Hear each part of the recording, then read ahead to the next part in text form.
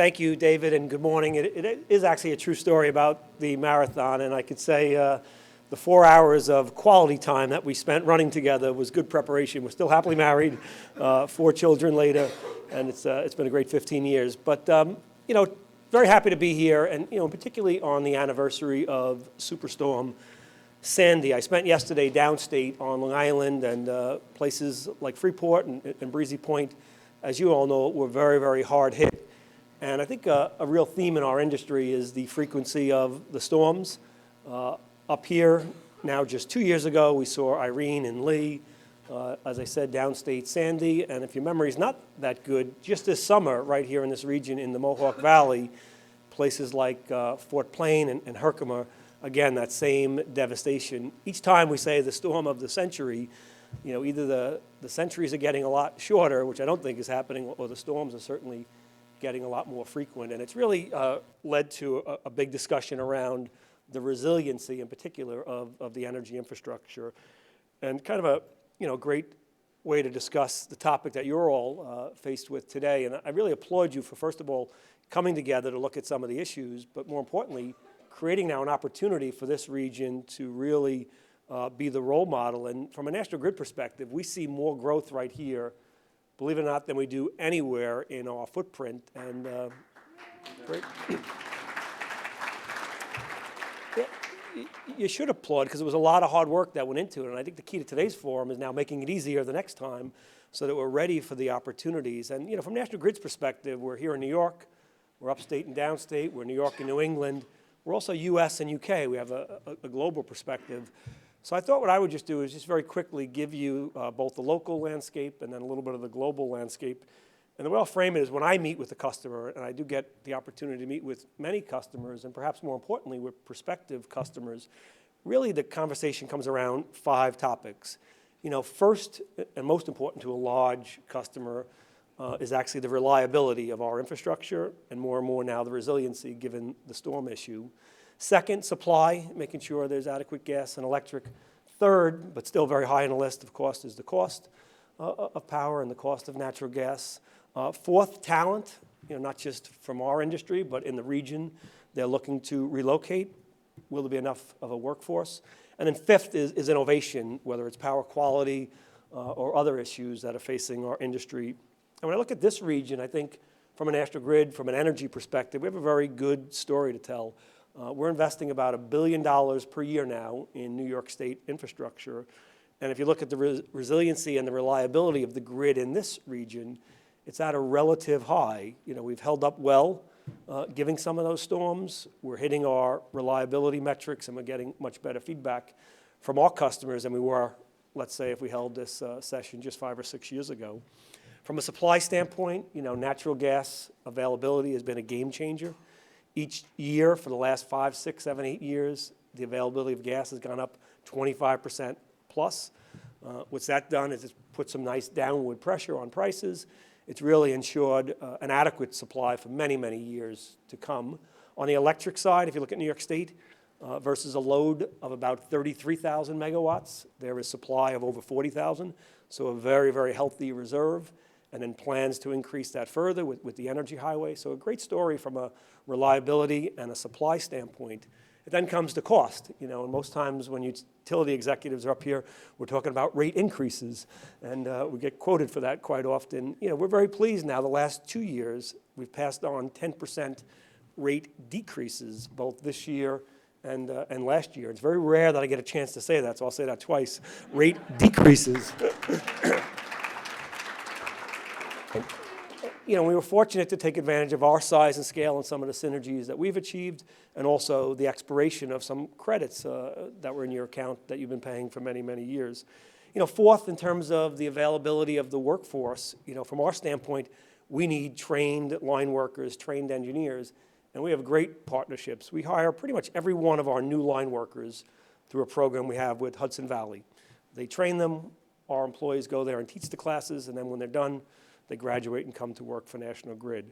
We just announced a new program, the first ever graduate program with Union College right here in the region, where folks who want to learn about energy and who want to enter this field will get world-class training, and we're doing so many things with Nano that, I won't get into that now, but a lot of great opportunities in terms of talent. And then finally, innovation. And I'll pause, because I don't have much to say here. When you look at our industry, the good news, it was very well designed 100 years ago. They got it right. They got it right. The challenge is it still looks very much like it did when it was first designed. If you compare that to the telephone industry, the joke is if they came back today, if Bell came back, he'd say, what did you do to my telephone? What's happened? It's changed dramatically. Whereas Thomas Edison will look around and say, yeah, pretty much the way I remember it. Not much is changed. So the opportunity is to now introduce innovation into our industry, and that will change the utility of the future. If you look globally, so as I mentioned, we do business in the UK. If you look at Germany, on July 7th of this year, at 2 in the afternoon, 54% of their power was produced from solar, 23 gigawatts of power. Just 6 hours later, that same day, none of their power was produced by solar.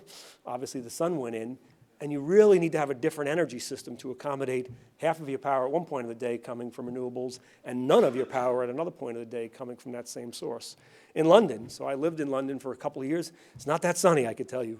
The wind is probably the greater creator of energy. Right now, we have about 10 gigawatts that we're connecting to our system. That's projected to increase to 50 gigawatts over the next generation. But the challenge is, how do you do it in an economic way? If you read today's headlines, there's a lot of outrage in Europe about the cost of energy. So the decisions we're making now, are not just important for the next rate filing and for the current customers. It really is a generational issue. If you look at other states, I won't name them, go back a decade, there were blackouts. There were bankruptcies of utilities. We need to get this right. We really need to make sure that we have a balance of all of those ideas, the reliability, the supply, keep an eye on cost, make sure we have the talent coming in, make sure we have the workforce. And then the real game changer is innovation. And my hope when you go through a workshop like today is my voice is not that powerful, to be quite honest. But when I speak on behalf of our customers, when I give the feedback from all of you, and you're demanding change, and you're saying, here's what the industry needs, here's what has to happen, here's how we attract new business to this region, now everyone listens. Now it's a collective voice. And why I'm so excited about today's summit is it really gives us an opportunity to work together. But how do we answer these challenges? How do we face these challenges? You need leadership at all levels. And I think what I'm most excited about, because some people are afraid of these changes. If you're in the utility business, it's been one way for 100 years, and now it's changing. A lot of people say, oh my God, we got to protect our interest. Well, why I'm excited is the state now has new leadership. So I'll introduce Richard in a moment, but in Richard's very short tenure, he's already brought in a new chair of the Public Service Commission. And the Public Service Commission has always been one of the leaders in moving forward on a lot of these energy issues so that we don't have issues that other states have had. Now with new leadership, they'll help bring in this next era. There's a new head of NYSERDA. There's a whole new team in the short time that Richard's assumed this post. So we see it as an opportunity. We see it as an opportunity going forward to not just redefine the role of the utility, but more importantly, redefine the experience for all of you, our customers. So with that, it really is my pleasure to introduce Richard Kauffman to give you the perspective from New York State.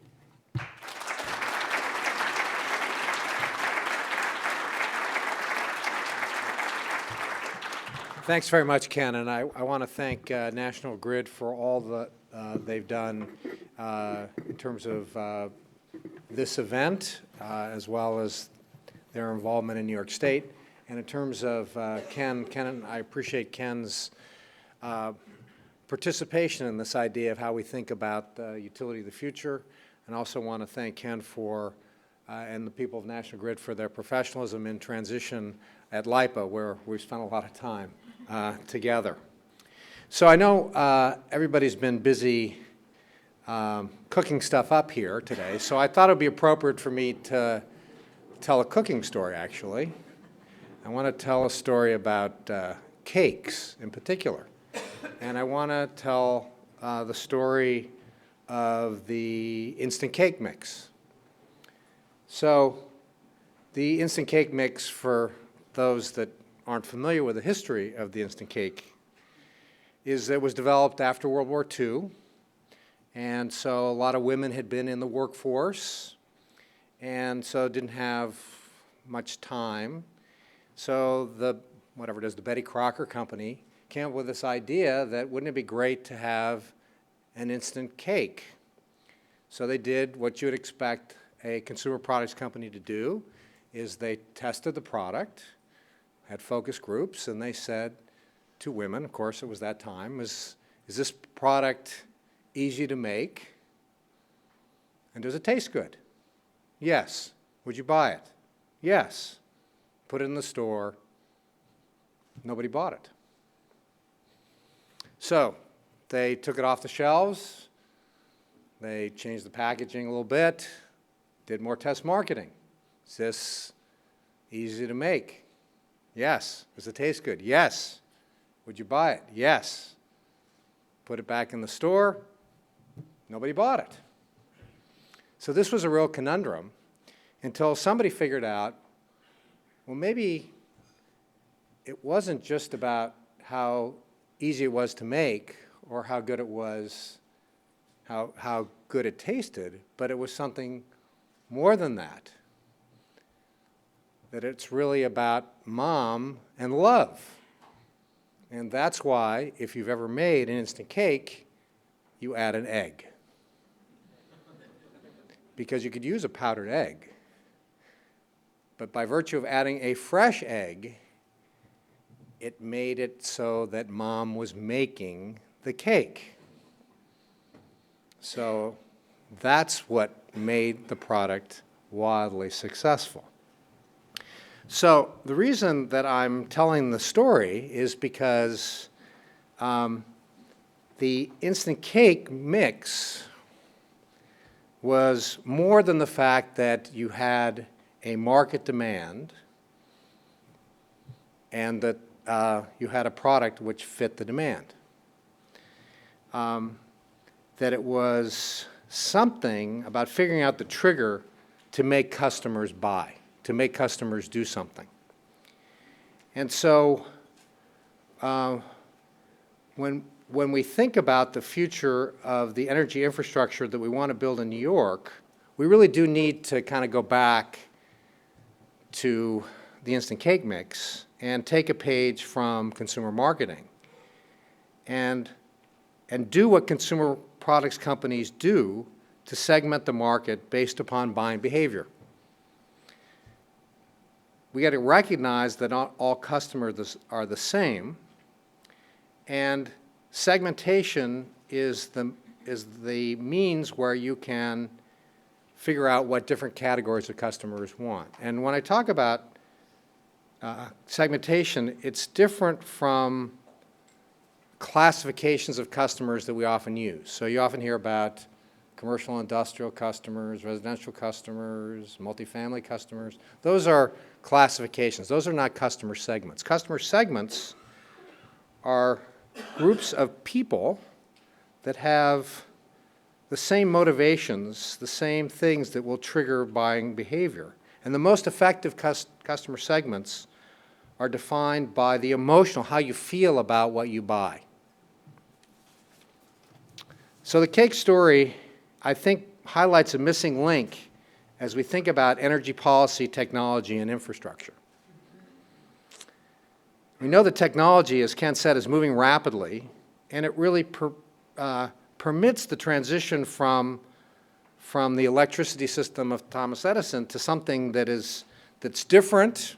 We have an instinct that it somehow is going to be more of a pull model, that's going to be centered more around individuals and communities, giving individuals and communities more choice, more value in their energy, that it could be more efficient, they could save money, that it could provide more resiliency and therefore more value, that it could provide better quality of power, so that's more value, that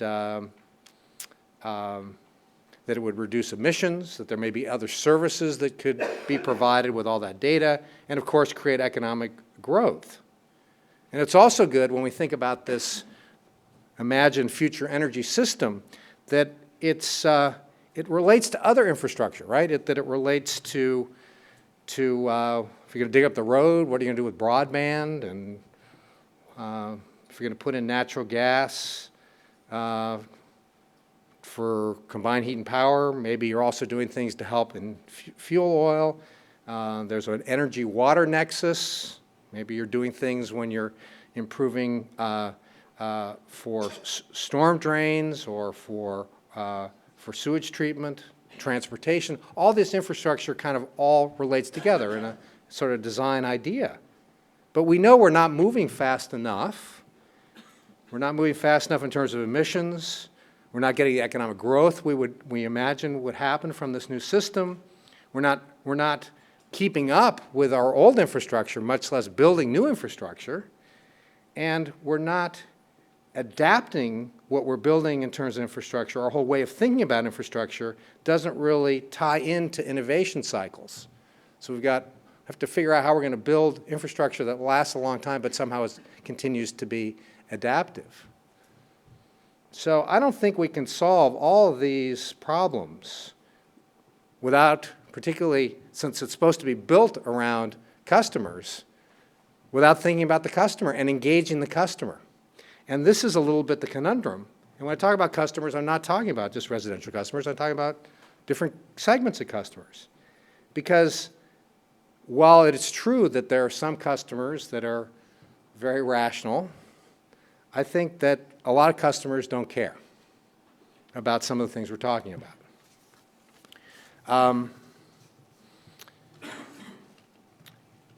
We hope that customers are motivated by dollars and cents.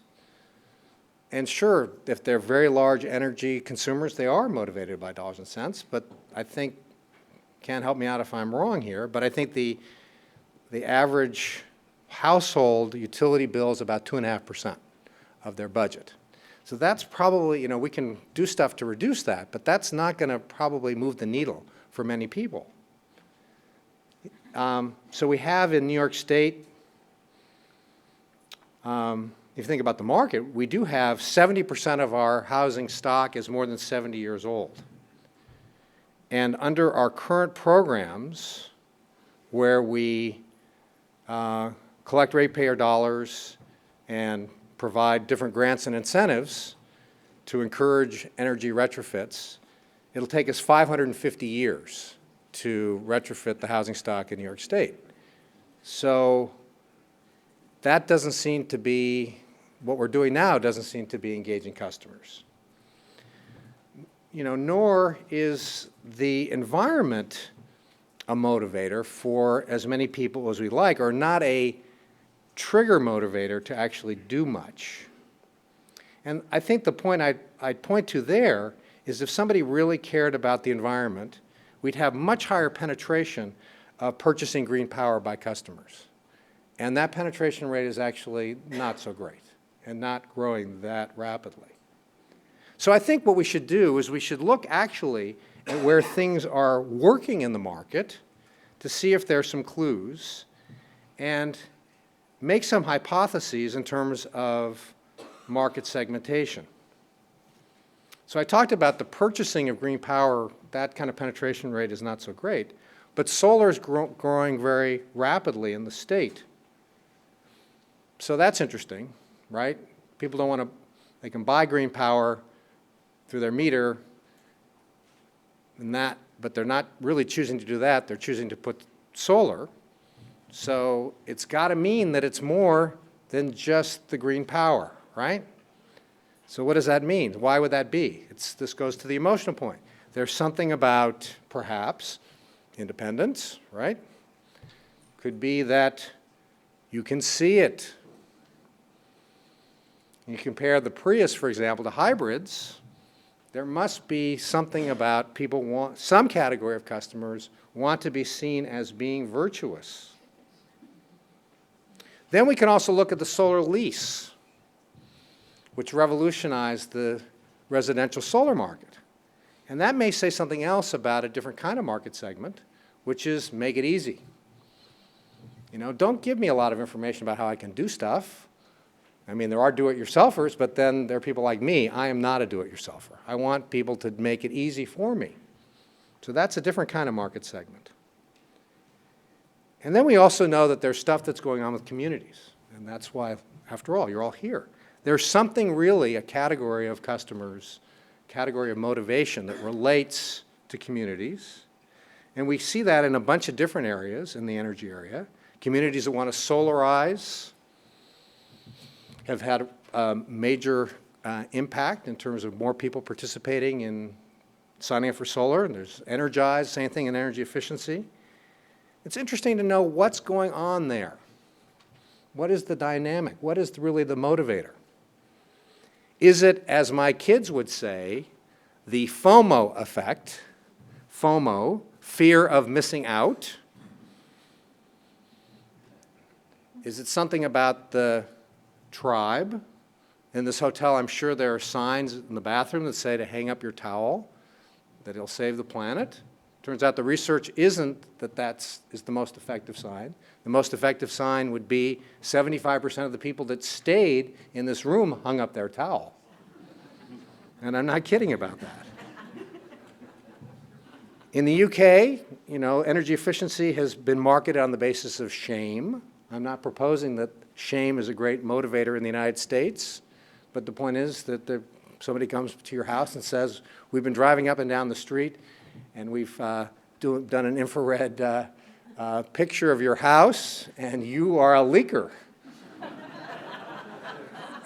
So we have to think a little bit more about what's going on with communities and market motivation. So your focus on communities feels to me that you're on the right track as a means to engage some people. And so as you think about all the things you're trying to do, I want you to think about buying behavior among communities. Not all communities are the same. So what are the segments of segments, as it were? And what about the segments within each community?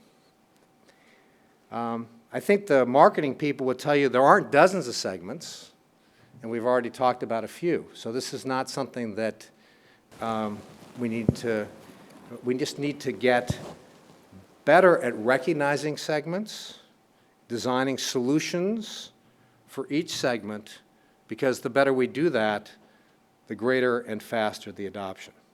So I'm happy to talk more if anybody wants me. I have time for some questions.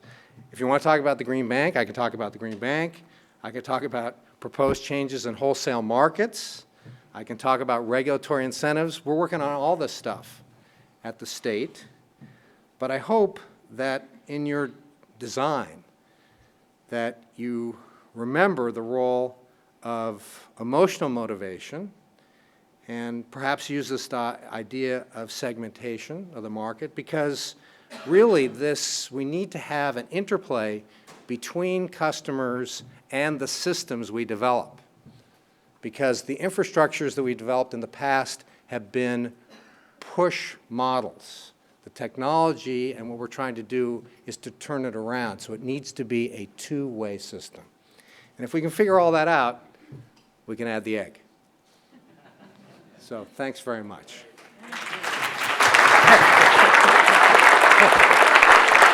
Thank you. Thank you. Linda, do we have time for a couple of questions? Okay. So raise your hand if there's a question or two that we'd like to get into. Any questions? Yeah? Okay, right here? Right here, yeah. I was hoping that my wife always says that when I talk, it's a little bit of shock and awe. Only because you're so insightful in the other speaker earlier. Yeah. So if you could think about using the power system somehow, because most people get power in their homes or in their businesses, is there a way, this is an off-the-wall question, is there a way to use that system so that you can get feedback from all of those different economic agents that are so different, the market segments you talked about, so that then it could help you or help us or various segments of society or government to basically do what the people really want or what they need or try to evaluate it. So provide the metrics. Right. What I don't see is that kind of systematic way, and possibly power could do that. Well, I think the question that you're asking really goes to this point about data and the role of data, and I think that we do need to use data more and free data more. I mean, a good example would be in this whole question about energy efficiency.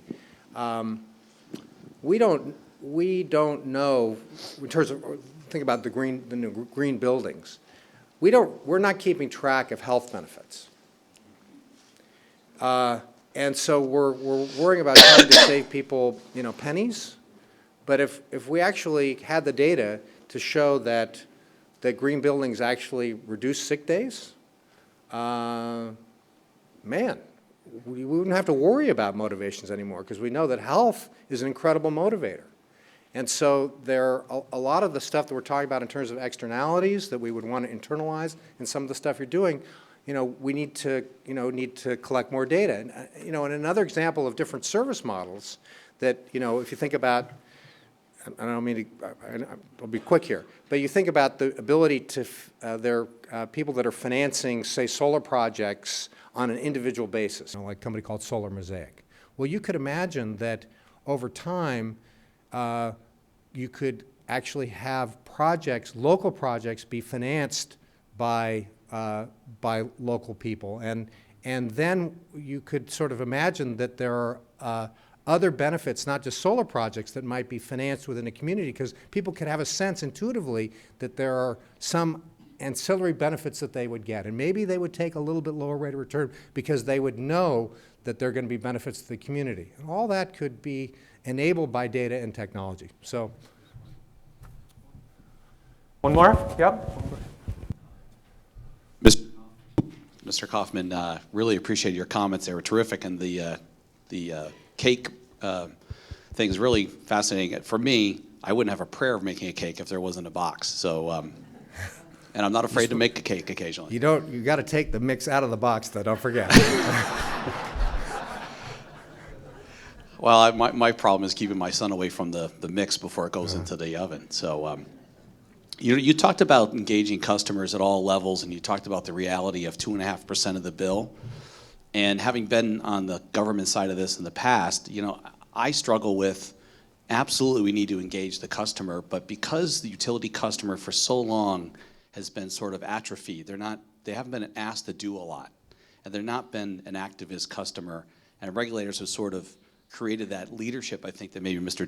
Daly talked about. Can you maybe describe how you view this from a state perspective of how do you provide the leadership that intersects with engaging the customer on that side of the spectrum? Does that make sense as I ask that question? Well, I think it does. I mean, and again, part of the reason why I want to talk about this is I feel like the state can do things in terms of getting regulatory incentives and providing information and price signals, but ultimately, the market has to work. And I think that the irony about the electric system is that, of course, when it was developed, back to Kent's point about Edison, it was just going to be about lighting. Nobody could have anticipated what we'd use electricity for.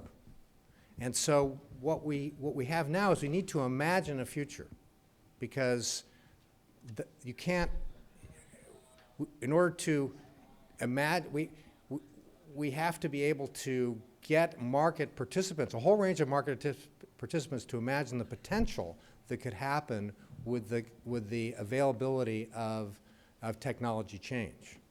And that's not something the state can do. That's something that all of you can do. We can provide, some platforms and stuff like that, and we're thinking in terms of NYSERDA, what can we do to engage markets a little bit, but it has to be where there are already actors working in the market. Okay? Thank you very much. Great.